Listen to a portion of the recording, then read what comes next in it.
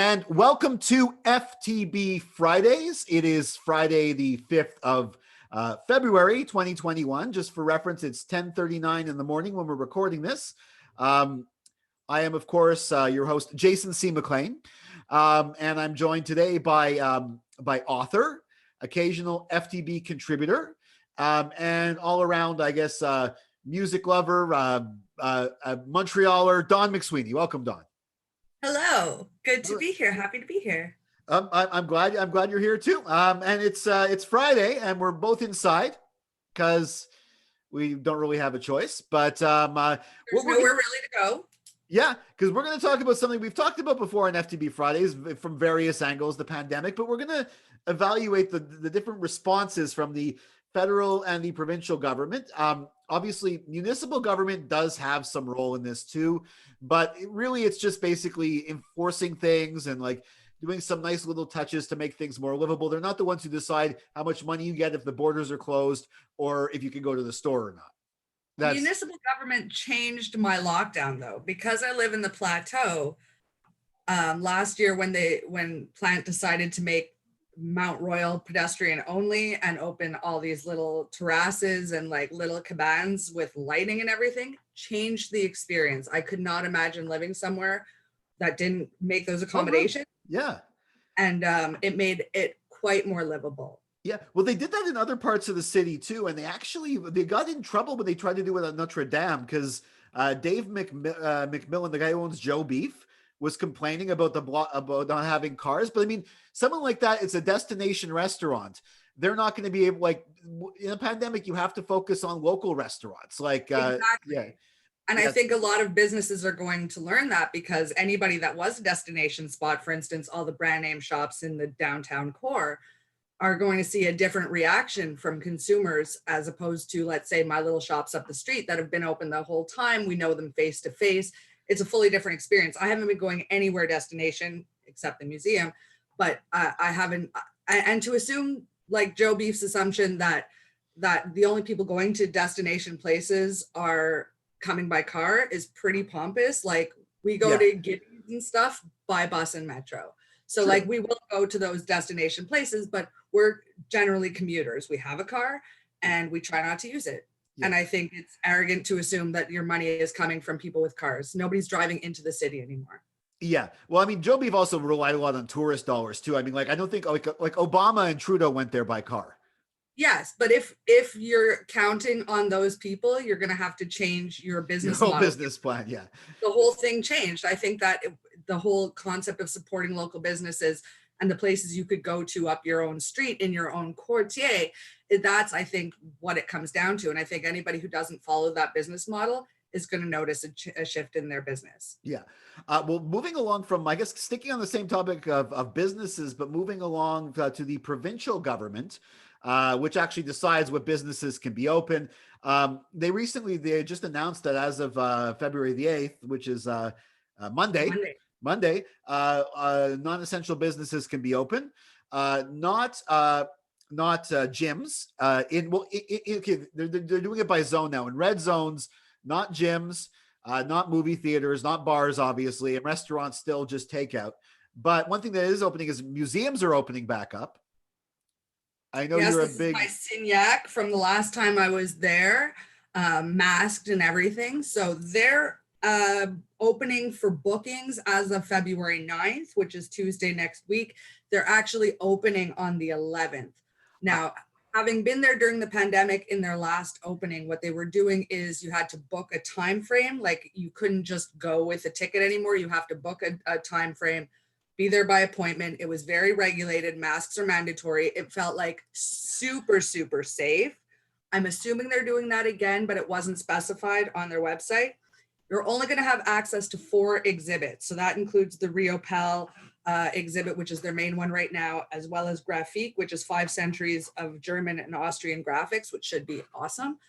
But you don't have access to the regular permanent exhibits. Yeah. That's, well, I guess, I mean, it's a restriction, but at least you got access to the museum as a big museum fan. I am so excited. Museum member, dear. I am Member. excited. I will be there. Yes. Now, speaking of about what it is now and what it was. Wait, shout out to the museum. It's important to mention that considering all of this, I assume that they're pinched for cash, not even to mention the whole thing they had with Natalie Bondale and the whole Oh yeah, that was there. a scandal. That was a real Ooh, it scandal. was pop the popcorn. But the point is, I know they're pressed for cash right now. And what they did without any prompting was they've extended memberships through to the end of June because of the time lost. And that just was like a really wonderful thing for them to do on their part, especially when I feel like they're probably in a very pinch time. Yeah. So shout out to them. That's the Montreal Museum of Fine Arts. Go get them, give them money, support them. Well, the one near me is the Architecture Museum. I know them from their park.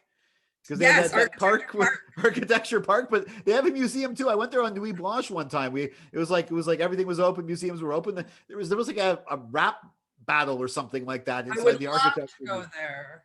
That sounds awesome. But no, another thing, as of now though, like non-essential businesses are closed. And one thing that's different this time that wasn't like it last time is even though places like big box stores like Walmart, like pharmacies, grocery stores were allowed to stay open, if they had products that were not deemed essential that were sold at some of these other sold by other stores, for example, art supplies or things like that, they weren't allowed to sell them and they were blocked off. Let me tell you, Jason, it's not only that. I've spoken to some people trying to buy some things, and here's what I know. Everybody's getting driven to Amazon. It's ridiculous because if you can't get it here, you're going to get it on Amazon. So fun fact, schools are essential, but school supplies are apparently not. I spoke to a guardian of a child the other day who couldn't buy pencils. Same person who was trying very hard to buy underwear during the pandemic, couldn't get them in town and had to go to Amazon, which is like counterintuitive. You want it to keep the money in town. The other thing is vape shops aren't essential, Jason. My life has been affected. But DEPs, which are tobacco shops, are. So vape shops aren't allowed to make drop-offs, curbside drop-offs. They're not allowed to do online orders. That's a Quebec law. So once again, then you're just going to send your money out of province, which is ridiculous. They're getting enough tax money on it. It should be open. They don't like vapes here in Quebec, do they? The government. They're making it, the DEPs are selling more vape pods than they used to, but it's not the same stuff. So it's like, it's weird to me. It's like a blind spot. They want to make their money in certain venues, but you're still making the tax dollars on it. Why wouldn't you treat it as an SAQ? Yeah, because technically speaking, if they're closing down vape shops, they should not allow DEPs to sell vape products. I'm not gonna say I don't want that to spread, but like it's technically like the same way that keep your dirty mouth shut till Monday, but you're 100% right. Yes. Yeah, well, hopefully right. It'll take a while before I know we'll go what listens to this to FTB Fridays every week because he likes to be bashed in public. They're the small businesses, right? Like Couche-Tard doesn't need your extra allowances. But my little vape shop up the street, it's a tiny business. Why aren't you letting them do business? Yeah, exactly. And also, obviously, the big thing with the provincial government is the curfew, which we're extending. We're opening up stores, but we're extending the curfew. Now, I know the numbers are going down, but I think a different way would have been what if they kept the restrictions the way they were, they closed the schools and instead and they loosened up, they didn't have a curfew and they loosened up the in-person stuff. Like, wouldn't the numbers go down the same? I guess we'll never know, right? Here's the crazy thing. If you had asked me, because there was no scientific basis for the type of curfew they were doing, whereby you were having a curfew, but also keeping the schools and everything. Yeah. And if you had asked me, and I was a betting person with some change in my pocket, I would have put it on the fact that as soon as they went back to school 2 weeks later, you would have seen a spike, and we haven't really seen that. So to be honest now, I don't even know what to tell you. Yeah. I work at a doctor's office. We saw patients all the way through the pandemic, through till Christmas. And then the numbers got so extreme that we are no longer doing in-person visits of any sort. We haven't loosened that up yet, but it got to that point, and it's like, I don't understand how did this make the numbers go down? I assumed everybody was just going to house party and sleep over. Yeah. It's weird to me that this worked. Maybe it's the stuff which you mentioned. You said you're not doing in-person visits anymore. It's stuff like that no one's thinking of that came in with the curfew and everyone's giving the curfew credit. But that maybe it's little stuff like that are helping the numbers go down. I mean, I think when the numbers went up, people got more scared and they behaved accordingly. Yeah. Strangely, the numbers of people with anxiety and fear about COVID and who feel that their mental state has changed in the past year are predominantly Anglophone in Quebec. The stats are actually higher, and I don't know why. Yeah. But I guess we thought we were being careful before, and then we got scared. That's all I could think, because the curfew, like me not going to the DEP, we tried to race the curfew, like it was just after 7, and we went to a Tim Hortons that was closed. And that is the weirdest feeling I've ever had. So I was thinking about truckers. You can't go through and get a donut. Like you got to Uber from the parking lot. Like it's kind of weird. It's surreal. And I don't see how my not going to the DEP at 11 o'clock is helping things, but apparently it is. I haven't seen people, Jason, in so long. I know, me too. But the thing is, the DEP, like it's just, you're right. Logically, it just does not make sense. Like whatever works, man. But I don't understand it. I think, well, maybe the numbers were going to go down because the holidays were over and there was a spike, and then the holidays were over and they were going to go down anyways. And just got lucky. The predictions I saw had it that it was going to be at its worst in February. I don't remember where I saw it. Don't quote me, but the predictions I had seen said that February was going to be particularly bad. So whatever we did really did stopgap the situation. Yeah. Maybe it's just that because of the curfew, because of everything, people said, fuck it, I'm just not going out. I can't believe they had to take the government to court to not ticket homeless people. Yeah, that was disgusting. But I'm glad though. We actually talked about this on FTB Fridays, the whole situation.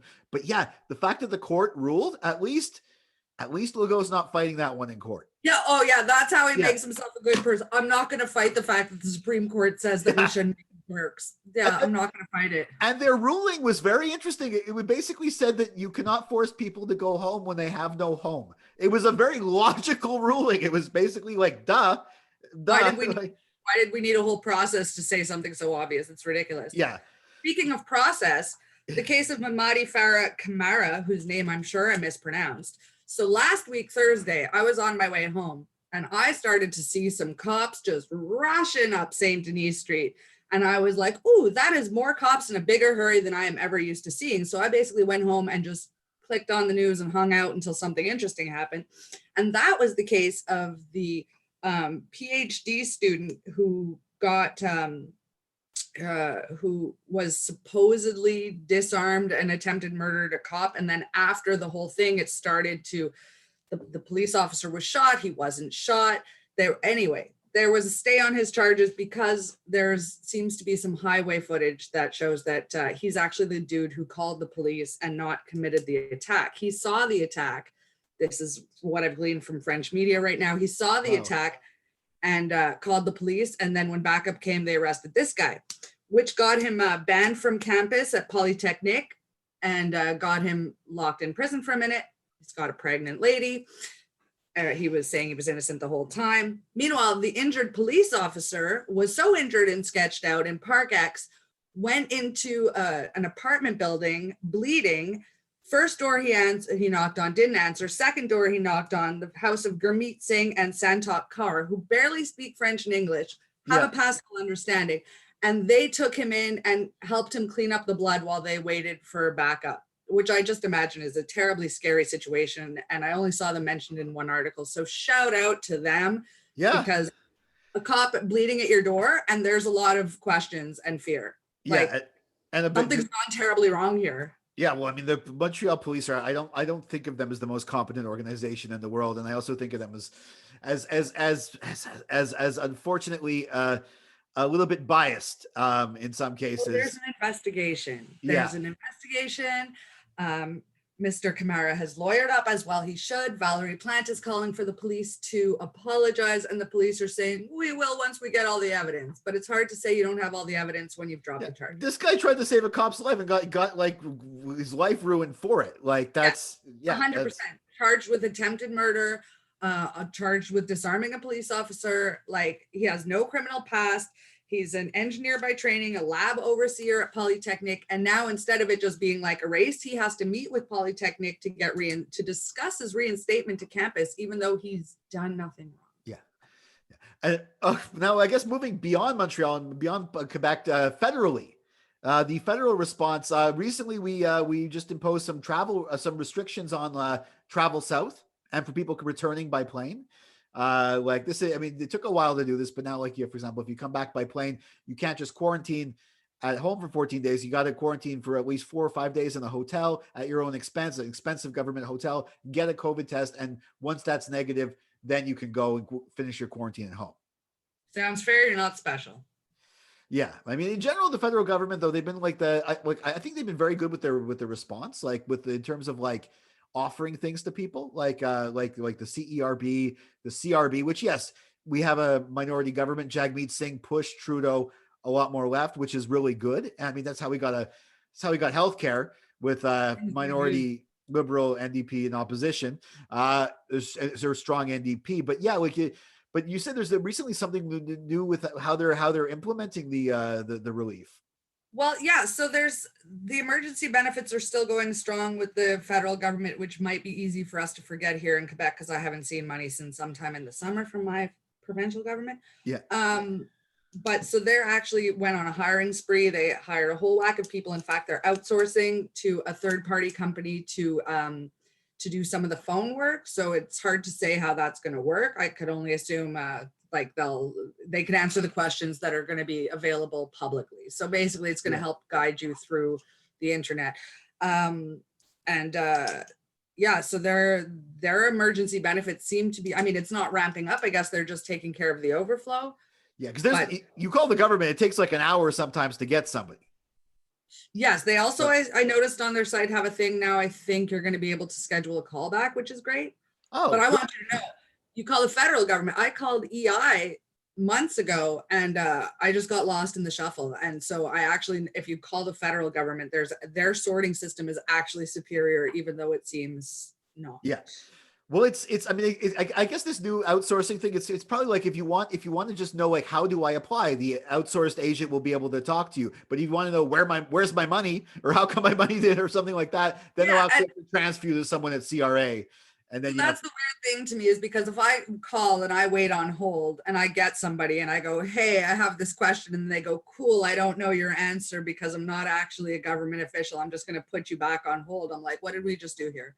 But I understand that theoretically it could speed it up if it is just a silly question, but you won't know that you're not talking to a CRA official. You're just going to get somebody on the phone who doesn't know your answer. And you're like, what are we doing? Yeah. It's like, I don't know. That's here's my social insurance. Here's my last name. Here's my mother's maiden name. Here's my question. Sorry, can't help you. Yeah, but please listen to this lovely Kenny G solo on hold for an hour. But yeah, but overall though, I think, I mean, the federal government, they've been doing their best. Legault, I think, just maybe he's getting lucky with some things. I mean, and at first he looked good, but I think he's just falling by the seat. Like he's just grasping at straws and trying to stick to his view on how this is going to work regardless. And of course, he sticks to his base. We know it works for him to stick to his base because he's got an approval rating of 70%, and I don't know anybody who supports him. The other thing is that it's strange to me that all the other premiers are always showing up and he's like scheduling these conferences. And I noticed another thing, because I've been watching a lot of LCN News, which is a French local news, because CBC and CTV news channels, they'll let the premier of Manitoba talk all day live to me, but they went to his Legault's press conference the other day. They gave me 10 minutes of his press conference and then just cut back to the anchor. And so I was like, I'm just going to watch this on French news. Do we not exist here? He doesn't even talk every day. You can't show him talking. Well, I watch it on YouTube. Honestly, on YouTube, you can actually see, you can see the French version, or you can see CBC or Global TV's YouTube has it with the English translation. Very interesting. And they run the whole thing. That's one thing, as I've noticed, is like there's a lot of all the different governments. For a while, when Trump was in charge, the American, hey, at least we're not as bad as the States. But yeah, like all the different governments, that's a terrible standard to hold. They just imposed a mask rule for buses, like under Biden. But that's the other thing, is Legault is often saying, look how good we're doing, and compares us to whole countries. Like he's like, Quebec has less deaths than America. And it's like, okay, but that's not a viable standard to compare to. Yeah. Well, no, I mean, I guess hopefully the vaccine's here, and hopefully we're going to be out of this soon enough, and we'll be able to go to museums and I'm going to go to a karaoke bar We'll have fun in person. Dawn, I want to thank you very much for being my guest today. And people can follow you on Twitter, right? At McMoxie? At McMoxie, McMoxy. Perfect. Same on Instagram. Also, if you haven't read my book, The Mountains We Climb by Accident, my novel, if you haven't read it yet, it's new to you. Hook that up on Amazon or wherever you get your downloads. And of course, you can find out from that book by following you on Twitter, right? Absolutely. Yeah. And you can follow me at Jason C. McLean. And of course, Forget the Box. Give us a subscribe, like, and share on YouTube. Give us a like and share on Facebook where you see this video. Follow us on Twitter. On Google App Store. Download the app on Google App Store. The Apple version still in works. And also, of course, follow us on Twitter at Forget the Box. And for daily content, follow forgetthebox.net. We'll catch you next week for another FTB Friday.